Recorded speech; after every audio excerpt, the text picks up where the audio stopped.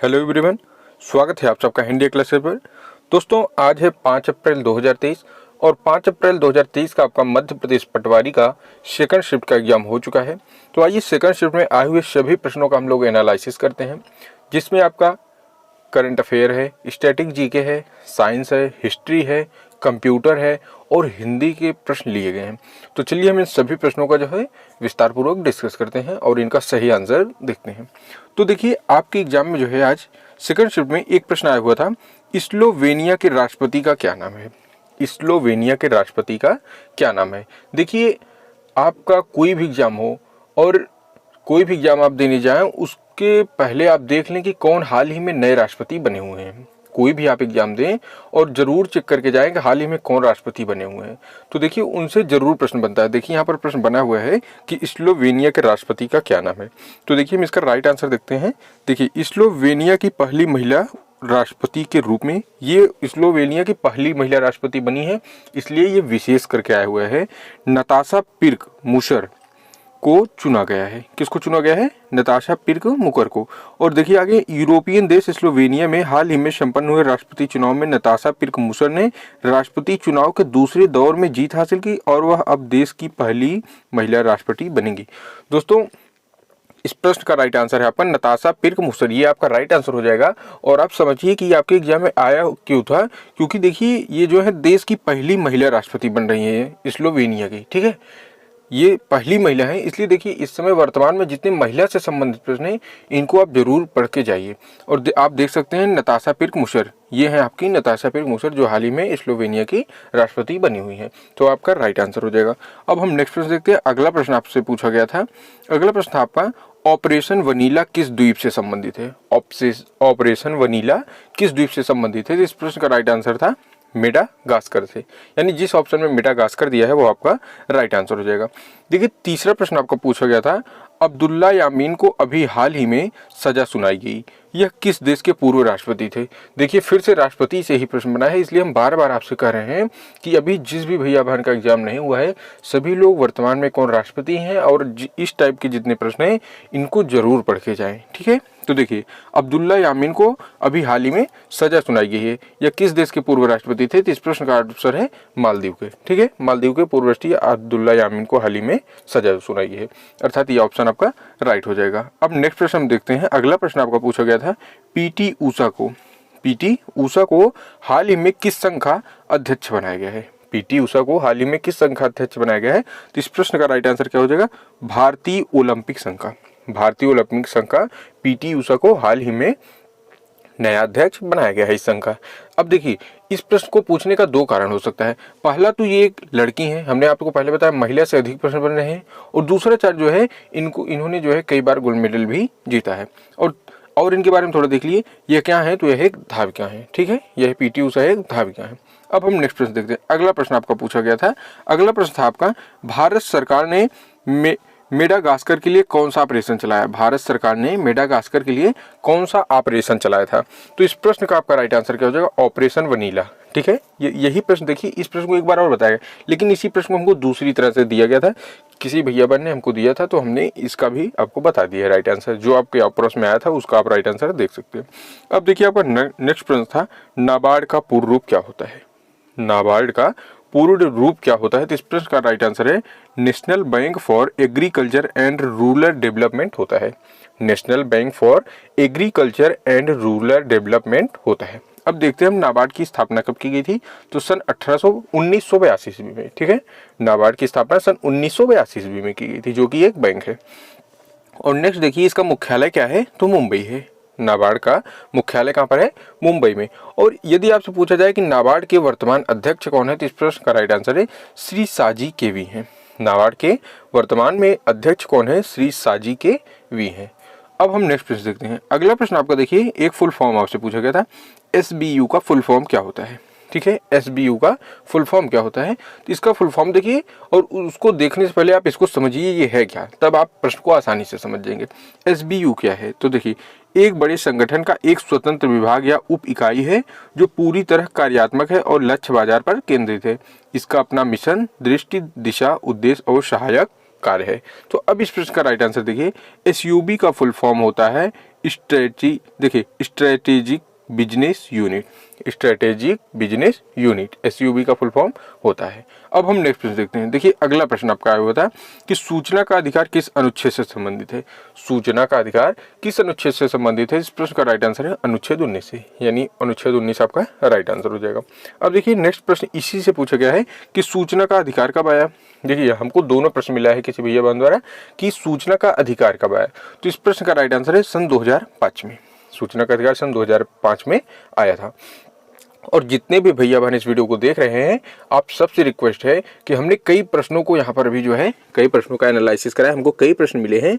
और यदि कोई भी प्रश्न गलत हो गया है तो यदि आप उस प्रश्न का सही प्रश्न जानते हैं तो हमको कमेंट बॉक्स में जरूर बताएं, जिससे हम आपको उसका सही आंसर बता सकें। अब चलिए हम नेक्स्ट प्रश्न देखते हैं, आपका साइंस से है, फिजिक्स से, कि लंबाई का मात्रक क्या होता है। देखिए लंबाई का मात्रक पूछा गया था, इस प्रश्न का राइट आंसर है मीटर।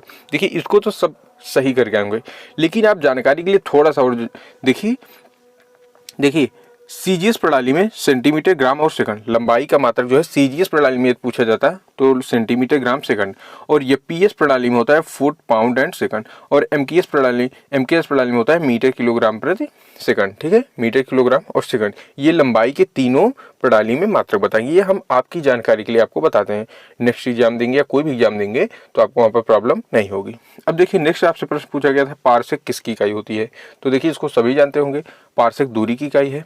पारसेक किसकी इकाई है, दूरी की इकाई होती है। ठीक है, अब हम नेक्स्ट प्रश्न देखते हैं।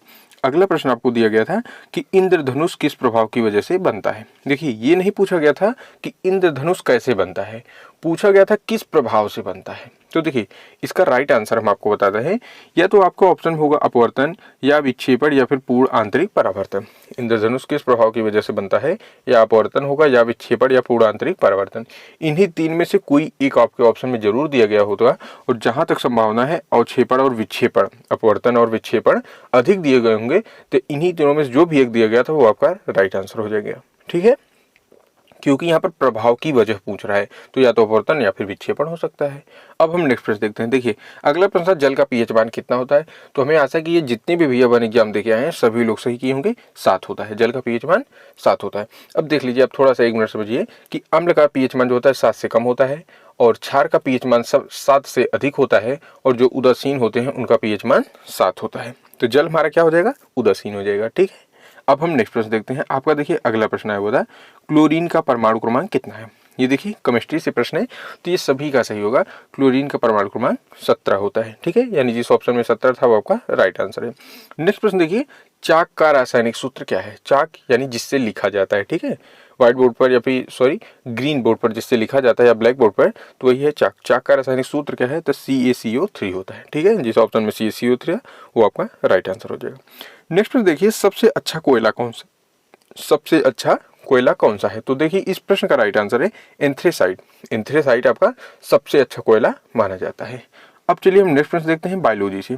ठीक है दोस्तों, यहाँ पर हमने आपको कई प्रश्न जो है एनालिसिस करा दिए हैं, और यदि कोई भी प्रश्न गलत हो जाता है तो उसका राइट प्रश्न आप हमको जरूर बताएं। देखिए नेक्स्ट प्रश्न है आपका, जीव विज्ञान यानी जंतु विज्ञान का जनक किसे कहा जाता है। या तो जीव विज्ञान दिया हो या जंतु विज्ञान, तो इसका जनक किसे कहा जाता है। इस प्रश्न का राइट आंसर है अरस्तु को। ठीक है, जीव विज्ञान या जंतु विज्ञान का जनक अरस्तु को कहा जाता है। और अब थोड़ा समझिए कि जीव विज्ञान शब्द को लैमार्क और ट्रेविरियसन ने दिया था सन 1802 ईस्वी में। जीव विज्ञान शब्द को जो है किसने दिया, तो लैमार्क और ट्रेविरियसन ने दिया था। कब दिया था, सन 1802 ईस्वी में। नेक्स्ट प्रश्न देखिए, द्विनाम पद्धति के जनक कौन है। द्विनाम पद्धति के जनक कौन है, तो इस प्रश्न का राइट आंसर है कैरोलस लीनियस है। द्विनाम पद्धति के जनक कैरोलस लीनियस, ये आपका राइट आंसर है। नेक्स्ट प्रश्न देखिए, आपसे पूछा गया था, डाउन सिंड्रोम में गुणसूत्रों की कमी के कारण होता है। डाउन सिंड्रोम में गुणसूत्रों की कमी के कारण क्या होता है। इस प्रश्न का राइट आंसर है ट्राइसोमी डाउन सिंड्रोम।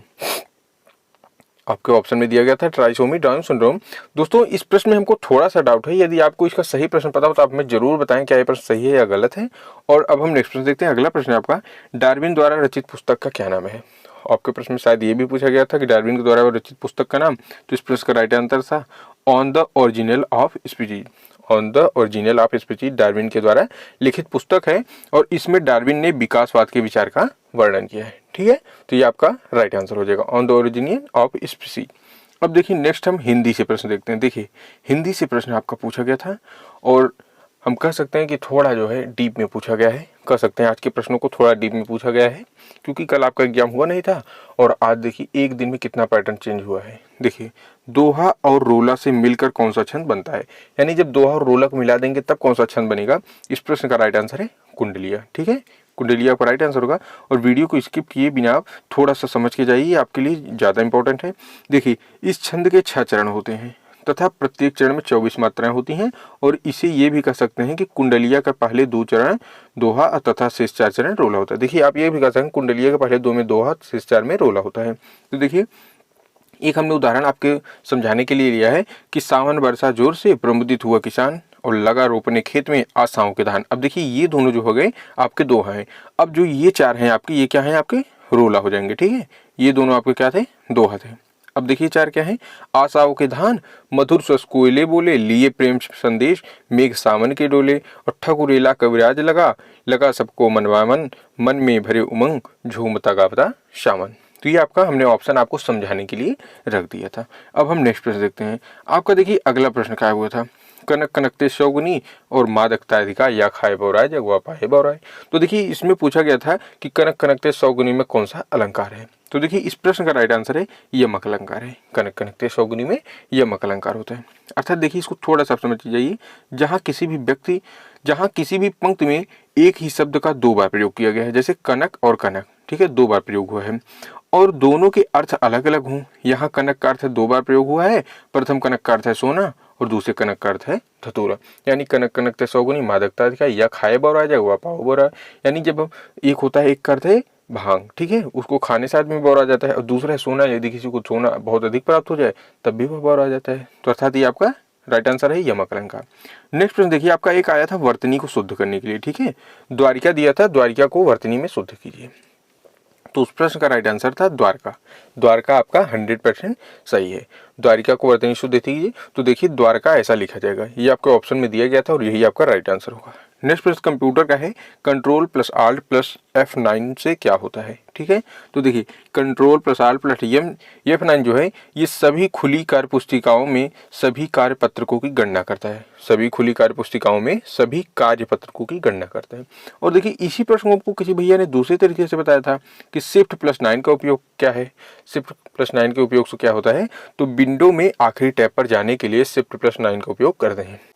ठीक है, विंडो में आखिरी टैब पर जाने के लिए शिफ्ट प्लस 9 का उपयोग करते हैं। तो देखिए दोस्तों, आप ही लोगों द्वारा हमको प्रश्न मिलता है। कोई प्रश्न होता है कि कोई भैया बहन हमको जो है 2 तरीके से बताते हैं, तो हम उन प्रश्नों को समझ के अपने हिसाब से आपको जरूर उनका आंसर बताने का प्रयास करते हैं, जिससे आपको परेशानी न हो समझने में। तो इस प्रकार जो है आपका आज का सेकंड शिफ्ट का जो है एनालिसिस हम करा दिए हैं, और जो भी प्रश्न नहीं हो पाया है या हमको नहीं प्राप्त हुए, तो यदि आप उन्हें जानते हैं तो आप उन्हें कमेंट बॉक्स में जरूर बताएं, जिससे हम आपको उसका सही प्रश्न करा सकें। और दोस्तों मिलते हैं हम आपको एक नेक्स्ट वीडियो में एक नए टॉपिक के साथ। तब तक के लिए जय हिंद, जय भारत।